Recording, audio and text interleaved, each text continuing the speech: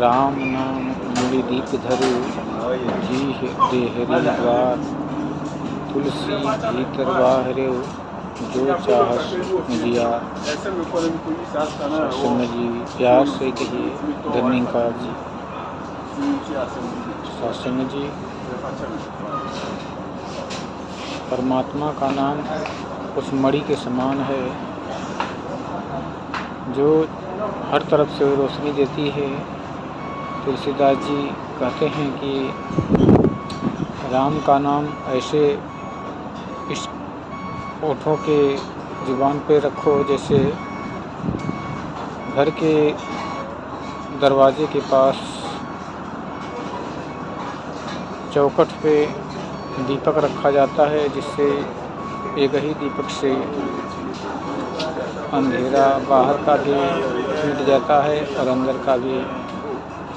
इसी प्रकार राम नाम है दीप, मतलब कि सासंगत हमें इस राम के नाम का 24 घंटे अपने श्वासों के अंदर इसको रमा लेना है, मिला लेना है अभ्यास करते करते, ताकि अंदर और बाहर दोनों तरफ परमात्मा का नाम बस जाए।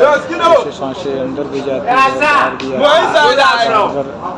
अगर सांसें इसमें मिल जाएं राम का नाम तो सिमरन की लड़ी सांसों से जुड़ जाती है।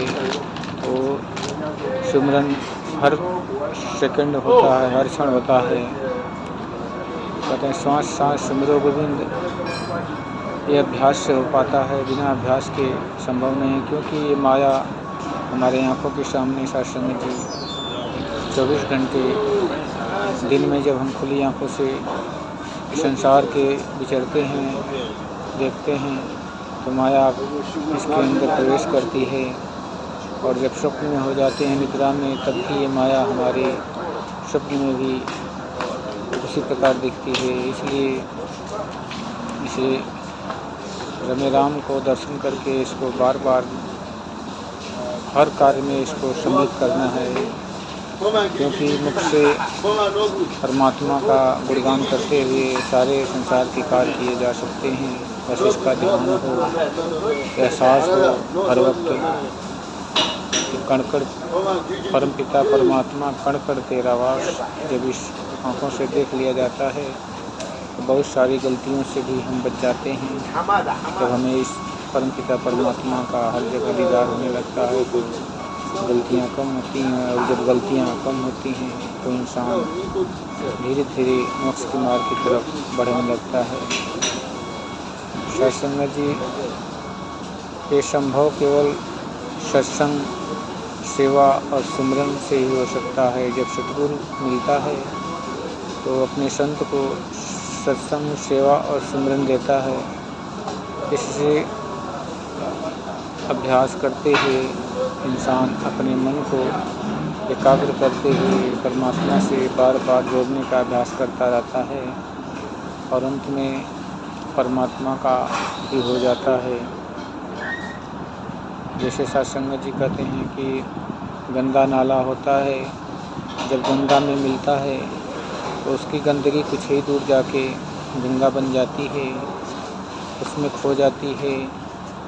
बूंद सागर में मिलती है तो सागर ही हो जाती है, अपना आप लुप्त हो जाता है, उसका खो जाता है।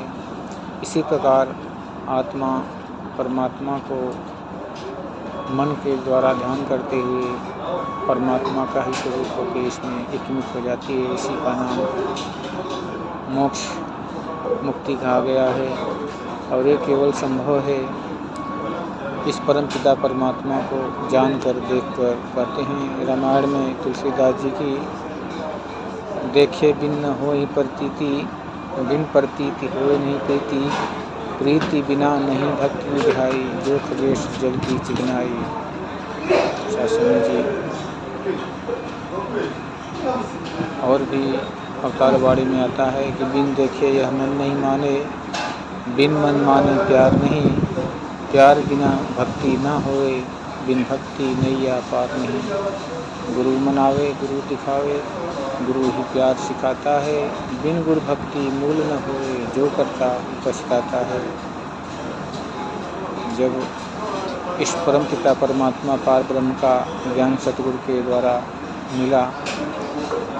तो दास भी जितना व्रत उपवास कड़ी मेहनत से किया था, सारा का सारा उस उपहास की तरह दिखने लगा। जैसे कोई बच्चा छोटा होता है, उसको ये ज्ञान नहीं होता और वो खिलौनों की तरह से खेलता है, कुछ कभी बनाता है, कुछ कभी बनाता है। ठीक इसी प्रकार शास्त्र में ज्ञान में भक्ति की हुई इस छोटे बच्चे के खिलौनों की तरह होती है। उसका अर्थ अनर्थ समझ नहीं आता कि भक्ति क्यों करनी चाहिए, भक्ति क्या है, भक्ति कैसे करें।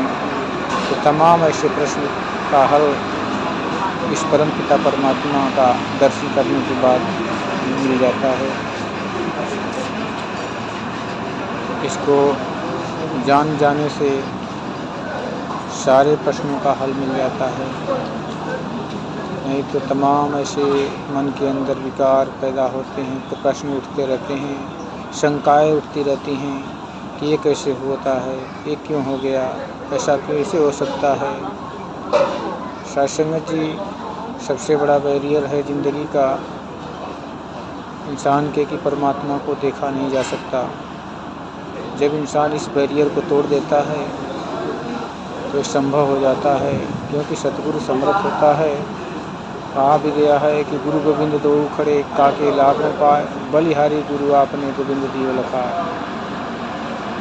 सत्संग जी ये बिना सतगुरु के देखना संभव नहीं है। इसलिए अपने जीवन में 84 लाख योनियों से मुक्ति पाना है अगर, तो इस परम पिता परमात्मा जो कणकण व्याप्त है रमे राम का दर्शन करके अपने जीवन को धन्य कर सकते हैं। सत्संग जी आज माता सतगुरु माता सुदीक्षा शैलेंद्र हटेल जी महाराज अपने निरंकारी सत्संग के माध्यम से इस